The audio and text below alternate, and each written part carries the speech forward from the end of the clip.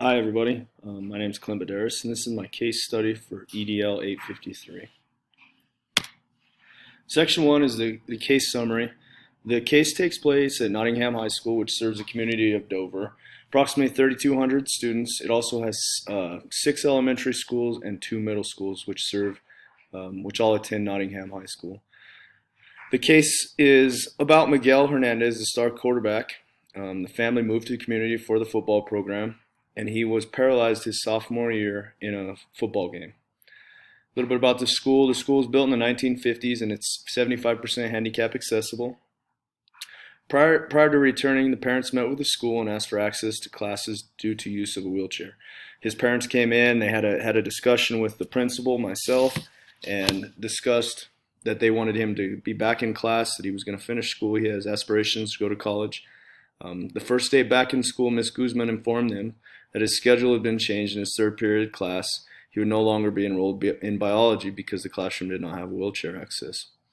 And Miguel needs biology for college. Upon doing so, Miss Hernandez, Miguel's mother, asked for a meeting immediately. Miss Hernandez and the family attorney, Howard Carey, indicate that his rights may have been violated according to Section 504 of the Rehabilitation Act of 1973. Moving on to Section 2, the ethical and legal issues that I see within the case. What ethical and legal issues are violated by not allowing access to biology class? Has anyone been harmed? Miguel's education and emotional well-being could very well have been harmed if he is not allowed to be in the normal classroom. The school and district could be found negligent if they are not finding ways for Miguel to continue his education in the normal setting. Does the action or the situation contravene an existing law? Section 504 of the Rehabilitation Act of 1973. It is illegal to exclude an individual from a school receiving federal funding under FAPE. Does it constitute harassment? Miguel is being discriminated against by not allowing him access to equitable use of school resources. Miguel is not able to attend the normal class in which he needs in order to qualify for college. The ethical issues: why was the schedule change not brought up during the meeting with his parents? Why did our counselor not discuss that with me and the parents prior to doing so? Is the ethical issues that I see. Continuing on.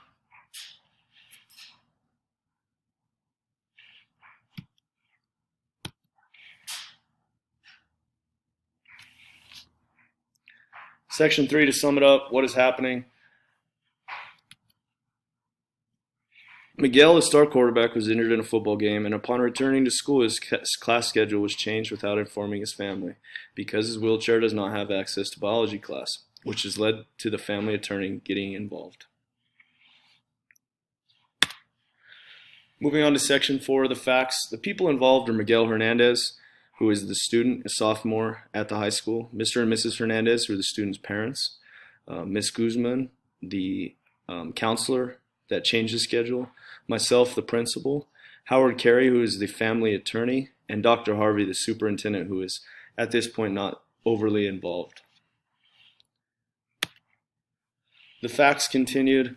The place in which this occurs is the type of community, location, and demographics. It occurs at Nottingham High School, which we've talked about currently. It has 3,200 students. It has 6 elementary schools and 2 middle schools that feed it.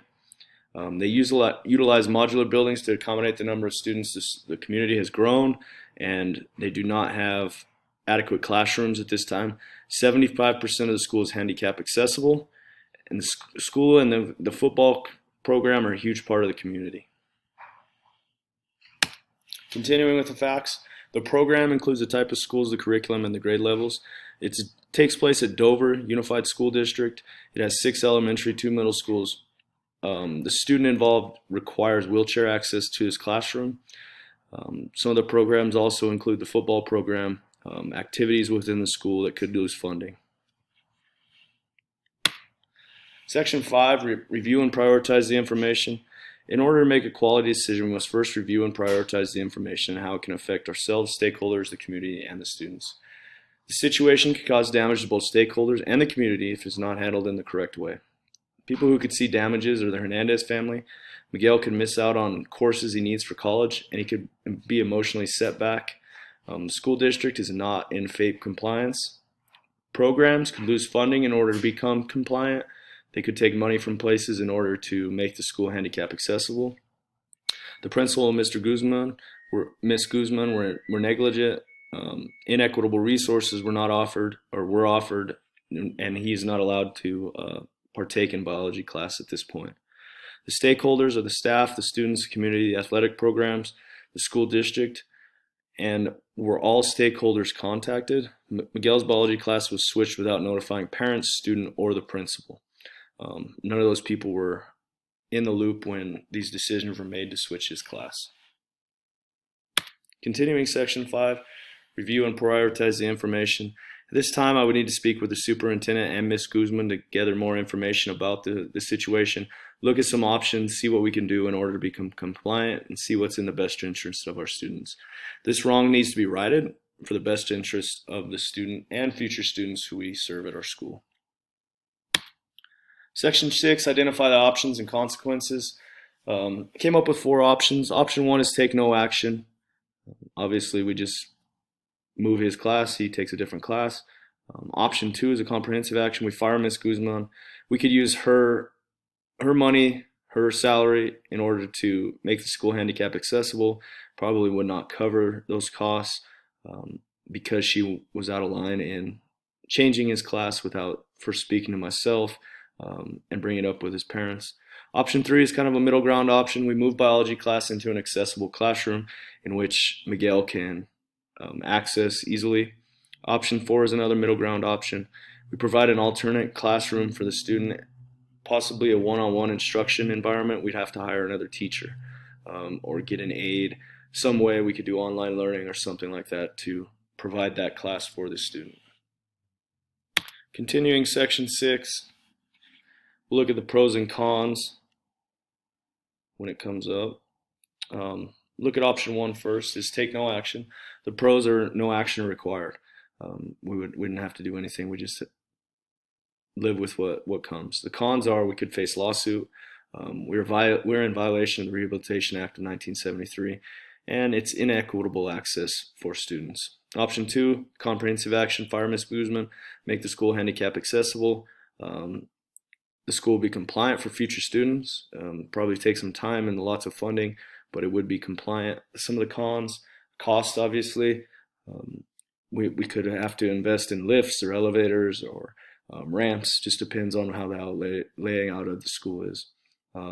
Lack of funding or cuts could come from elsewhere in order to make this happen. Option 3 is a middle ground option. Move biology class into an accessible classroom. A small amount of students are impacted. Could be up to 2 classes, the biology class and the other class we have to switch with. It's low cost. Miguel can participate in class if the classroom is accessible. Cons, it doesn't solve future problems. We may have to do this in the future. We still need to probably look into upgrading our facilities. Option 4 is another middle ground option. We talked about it, provide an alternate classroom, one-on-one instruction. Miguel will have access to the course, though it may not be what his parents want. He still will have access. Miguel is not part of the general population for this class, which is inequitable access as well. Moving on to section 8.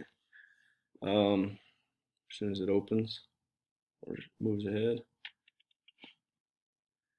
Choose your best option. I feel like option 3 is the best option at this point. It's the lowest cost. After careful consideration and reflection, I believe that option 3 allows for the easiest transition and equitable decision for all students. We can find an empty classroom that is accessible or a class that would be easily transitioned. We could switch those classrooms. Communicate with the affected staff prior to moving classes. We need to talk to the teachers who are going to be affected. Communicate with Miguel's family, possibly attorney, in order to make this problem go away. We want everybody to have equitable access.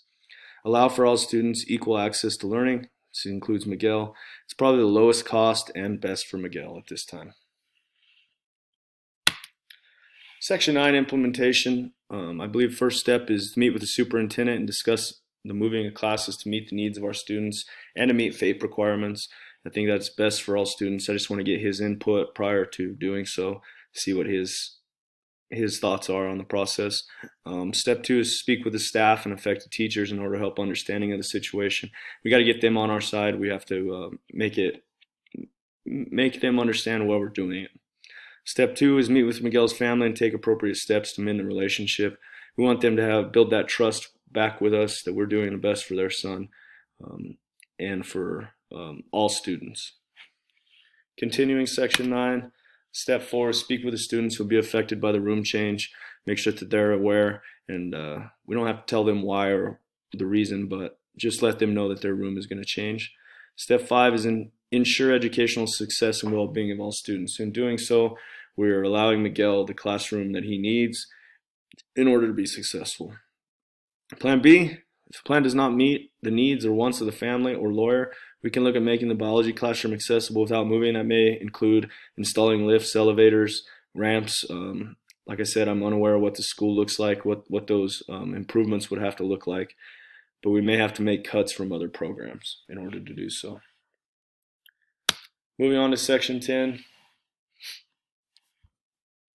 is the standards. Really enjoyed this class. I felt like it was very valuable to me. Thank you for your time.